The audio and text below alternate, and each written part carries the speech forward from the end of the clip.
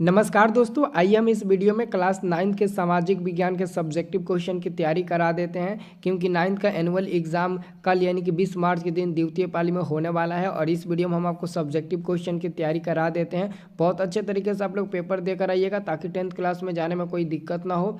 और पेपर बहुत ही साफ साफ सुंदर सुंदर राइटिंग में लिखिएगा ताकि कोई भी कॉपी चेक करेगा तो कहेगा वाह क्या कॉपी लिखा गया। तो बहुत अच्छे तरीके से मैं आपको तैयारी करा देता हूँ, ठीक है ना। और जो भी विद्यार्थी अभी तक हमारे ग्रुप में नहीं जुड़े हुए हैं तो बाबू ग्रुप बहुत काम का चीज़ है, हमारा ग्रुप ज्वाइन कर लीजिए। हमारा ग्रुप ज्वाइन करने के लिए आपको एक नंबर हम दे रहे हैं, इस नंबर पर मैसेज कर दीजिए व्हाट्सअप पर कि सर हमको भी आपके व्हाट्सअप ग्रुप में जुड़ना है।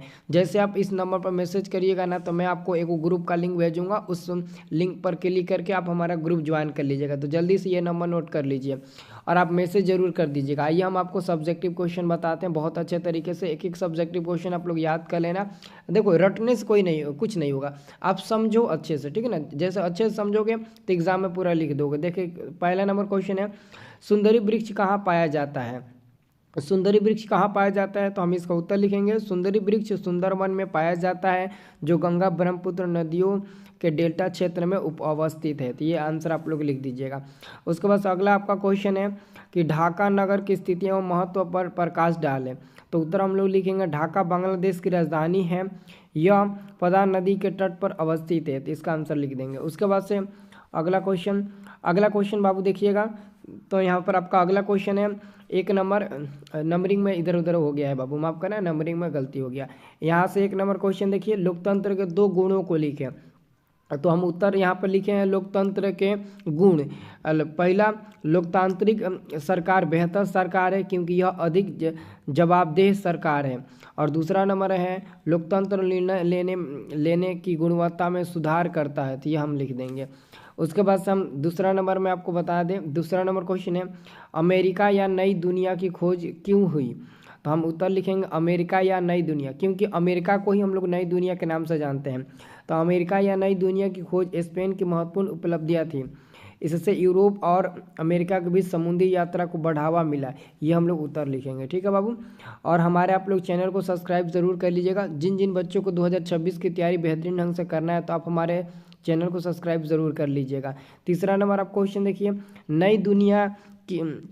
नई दुनिया को खोज इंग्लैंड के लिए वरदान साबित हुआ कैसे। नई दुनिया को खोज इंग्लैंड के वरदान साबित हुआ कैसे। तो हम इसका उत्तर बाबू लिखेंगे, यहाँ पर देख लीजिएगा बहुत बढ़िया से हम इसका उत्तर लिखे हुए हैं जो कि पढ़कर आप बहुत ही प्रसन्न होइएगा। उत्तर हम लिखें, नई दुनिया की खोज के कारण इंग्लैंड ने अपने 13 उपनिवेश स्थापित कर लिए। इनका प्रशासन इंग्लैंड में प्रचलित प्रशासनिक व्यवस्था के अनुरूप होता था।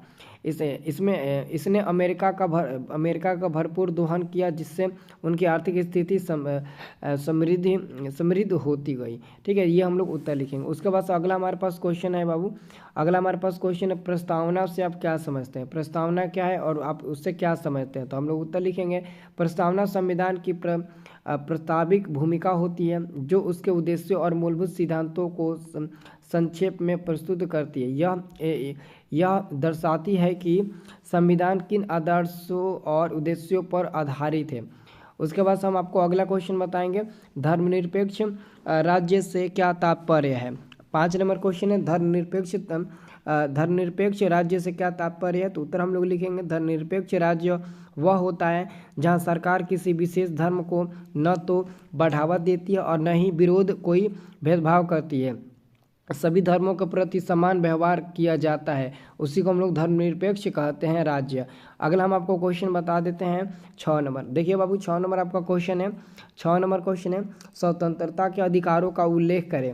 और उत्तर हम लिखेंगे, संविधान का अनुच्छेद 19 और 22 में नागरिकों को विभिन्न स्वतंत्रता का अधिकार प्रदान करता है जिनसे शामिल है वाणी और अभिव्यक्ति की स्वतंत्रता, किसी भी स्थान पर बसने और निवास करने की स्वतंत्रता, कोई भी व्यवसाय या व्यापार करने की स्वतंत्रता, एकत्र होने और संगठन बनाने की स्वतंत्रता, व्यक्तिगत स्वतंत्रता और सुरक्षा का अधिकार दिया गया है, ठीक है। अब हम आपको अगला क्वेश्चन बाबू बताएंगे। अगला क्वेश्चन आपका है 7 नंबर। 7 नंबर क्वेश्चन है, चेरो विद्रोह से आप क्या समझते हैं। 7 नंबर क्वेश्चन है, तो चेरो विद्रोह से क्या समझते हैं। तो चेरो विद्रोह 1770 ईस्वी के दशक में बिहार और झारखंड के चेरो जनजाति द्वारा ब्रिटिश सरकार के खिलाफ किया गया एक विद्रोह था। यह विद्रोह ब्रिटिश सरकार के कठोर कर नीतियाँ और स्थानीय जमींदारों के शोषण के विरोध में हुआ था। तो ये हम लोग आंसर लिख देंगे। उसके बाद से बाबू 8 नंबर आपका क्वेश्चन है, भारतीय वन अधिनियम के क्या उद्देश्य थे? तो हम इसका आंसर लिखेंगे, भारतीय वन अधिनियम 1865, 1878, 1927 के उद्देश्य थे वनों का संरक्षण, प्रबंधन, अवैध कटाई और शिकार पर रोक, पर्यावरण संतुलन बनाए रखना, वन संसाधन का नियंत्रण, उपयोग, ये सब भारतीय वन अधिनियम के मुख्य उद्देश्य थे। तो हम लोग इसका आंसर लिख देंगे ये। अगला हमारे पास क्वेश्चन है कि भूमिहीन मजदूर किसे कहते हैं?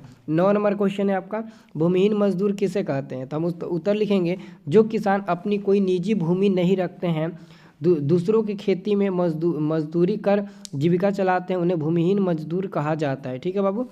अगला क्वेश्चन देखिएगा, सरकार बफर स्टॉक क्यों बनाती है? तो हम लोग उत्तर लिखेंगे, सरकार बफर स्टॉक इसलिए बनाती है ताकि खाद्य सुरक्षा सुनिश्चित की जा सके, आपातकालीन स्थितियों, सूखा, बाढ़ में खाद्य आपूर्ति बनी रहे, कीमतों को स्थिर रखा जा सके, इसलिए वो बफर स्टॉक बनाती है। अगला हम आपको क्वेश्चन बताते हैं 11 नंबर, जनगणना से आप क्या समझते हैं? तो हम उत्तर लिखेंगे, जनगणना एक प्रक्रिया है जिसमें देश की कुल जनसंख्या, उनकी सामाजिक, आर्थिक और सांस्कृतिक विशेषताओं का सर्वेक्षण किया जाता है। यह आमतौर पर हर 10 साल में की जाती है। ठीक है। उसके बाद से बाबू अगला क्वेश्चन आप देखिएगा 12 नंबर हम आपको क्वेश्चन बता दें कि लू से आप क्या समझते हैं? लू से आप क्या समझते हैं? तो हम लोग आंसर लिखेंगे, लू एक गर्म और शुष्क हवा होती है जो ग्रीष्मकाल में उत्तर भारत के मैदानी इलाकों में चलती है। यह अत्यधिक गर्म होती है और इसके प्रभाव से लू लगने का खतरा रहता है। लू लगने का खतरा नहीं बल्कि लू लग जाता है।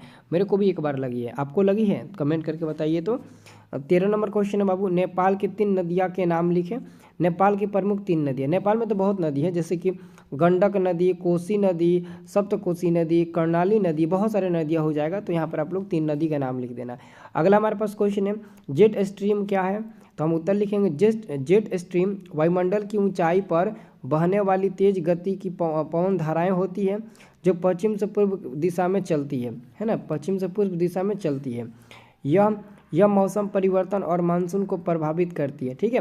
तो आपको बस इतना सब्जेक्टिव क्वेश्चन की तैयारी कर लेना, जो आएगा लिखना, जो नहीं आएगा ना अपने मन से आप लोग लिखिएगा। देखिए, सोशल साइंस का कोई भी सब्जेक्टिव क्वेश्चन रट कर नहीं लिखा जाता, बल्कि आप अपने मन से जितने भी लिखेंगे ना उतना ही आपको पूरा का पूरा नंबर दिया जाएगा। एग्जामिनर जो कॉपी चेक करता है वो खुद कहता है कि अगर आप यानी कि जो स्टूडेंट हैं वो अपनी क्वेश्चंस को अपने भाषा में आंसर लिखे होंगे उनको हम फुल नंबर देंगे, वो खुद बोलते हैं। तो आप लोग भी रट कर कोई भी चीज़ मत लिखिएगा, अपने मन से जो भी आता है, जो आप घर से पढ़ कर गए होंगे या फिर पहले पढ़े होंगे, जो दिमाग में आता है वही आप उसी के इर्द गिर्द लिखिएगा, है ना। पूरा फुल आपको नंबर मिलेगा और टेंशन मत लीजिए, 10th क्लास में हर हालत में आप चले जाइएगा। ठीक है बाबू।